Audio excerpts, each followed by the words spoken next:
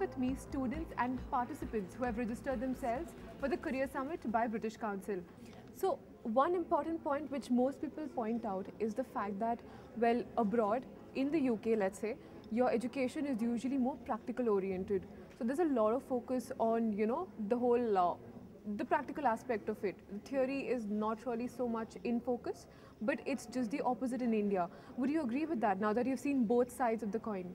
Yeah, I would agree because in they have different patterns. They have research work and they have theory also.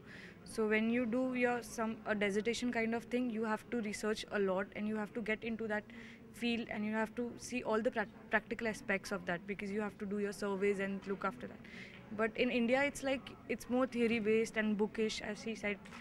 It's all it's kind of bookworms kind of thing. So, but there you get an opportunity also to work and see the outer world and also see how it goes in the real world, basically. What about the academic process? Like, what should you follow? Like a few pointers you need to follow if, let's say, you want to go to a good college and sort of the entire process, basically.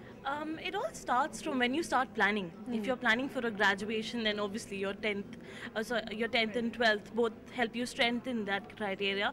You should probably aim for all the Russell Group institutions because they are the IBs of UK. Isn't it also, it also has another side to it? For instance, you're used to one particular way of studying, like yes. Over here, the way it is here.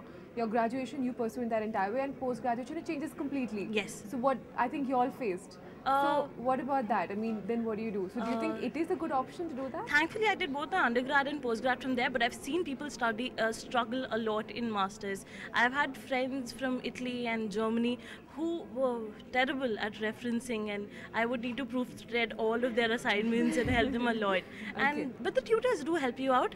Yes, of course, the standard of education is very, very different. You can't do a Wikipedia assignment there. They will plagiarize you and fail you and put you in front of a panel and you'll have to redo all of that work. And what about like government-run scholarships? I mean, rather than the private ones, I mean, what about the government ones? What's the scenario there? Okay, I mean, I can tell you firsthand because my brother is planning to go this year soon. I've been researching a bit for him. Yeah. And what I found out is, because I didn't do much research for myself actually, but yeah, I mean, the best way is every university has their own scholarships, So it's best to apply to a uni which you think gives you a scholarship. I mean, outside funding is really difficult. I mean, let me rephrase that. It's very competitive, So you have like a 1%, 1 in 100 chance, which is not exactly what you said. Yeah. Yes. So, I mean, but I know people, which a university gives them a £2,000 scholarship, and that's a pretty big deal. I mean, if you convert it. So yeah, I think I'd say if a uni is giving you a scholarship, then apply to that uni, and that'll be good for you. Another important point to keep in mind, let's say if you're looking to go abroad, would probably be doing your research about the sort of university you would want to study, because you have quite a few universities there, and some of them probably their degrees are not recognized here in India. So what did you all do about that? Did you do your homework and I think how did you go about when it comes to getting in universities, they have a very clear and transparent process by the UCAS.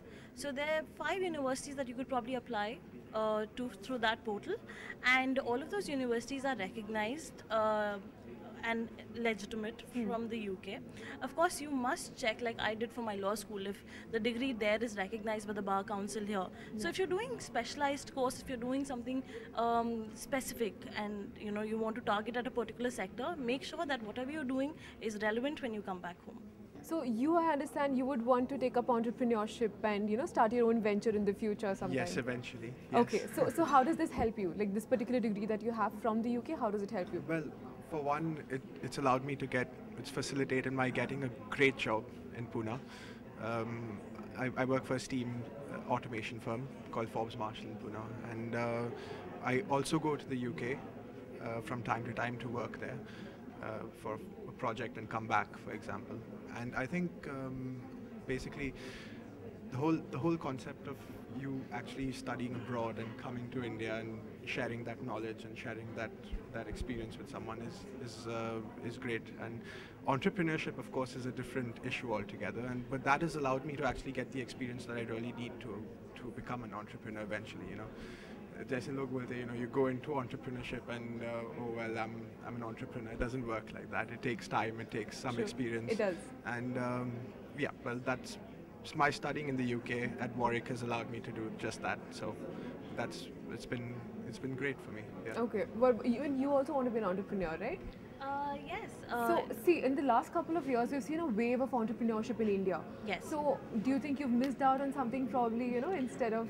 No, I think we're at the right place at the right time. It's Okay. only gradually starting, and it all depends on working your CV out first. I mean, you need to have some background to be able to make people take you seriously, because that is really important when it comes to actually doing business and catching clients. So once we've established ourselves with some relevant work experience, I think it will be a good thing for the economy to start something of our own and contribute to the Indian economy.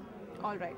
So, any pointers that you have for students who are looking to pursue their career in the UK? Yeah, I mean, I'd like to think I've made some good friends. I have a friend getting married in Hong Kong next year, and Russia. So, it's pretty good to have some global connections. And as you said about entrepreneurship, I mean, they teach you, every culture teaches you something different, right? So, I think in the end, your experience is what helps you when you're taking a big leap from a job to a venture or whatever. So, yeah, I just say enjoy the experience and meet new people, make new friends. All right. So, those are a few pointers you could probably keep in mind if you're looking to study abroad in the UK. What if you're a postgraduate who wants to branch out on his own? With startups being recognized and feted in India, many say this is the best time to be an entrepreneur here. Another plus for students armed with a UK degree. The kind of people that we're looking for right now are go-getters, are not afraid to go ahead and cross a boundary. We're looking for good people initially who go ahead and affect our people in a much more positive manner and add value in terms of the exposure they've gotten with the kind of education right now at the British Council.